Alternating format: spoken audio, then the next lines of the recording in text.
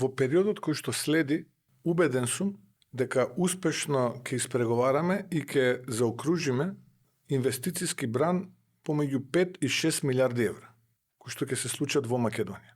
И откако ова ќе го заокружиме позитивно, сакам да седнам со стопанските комори и отворено да поразговараме дали ние имаме капацитет да сето ова го реализираме. Јас сум убеден дека имаме, но ни треба добра организација. И сега ќе се обидам нормално во интерес на преговорите и во интерес на процесот да ги потенцирам вредностите и проектите.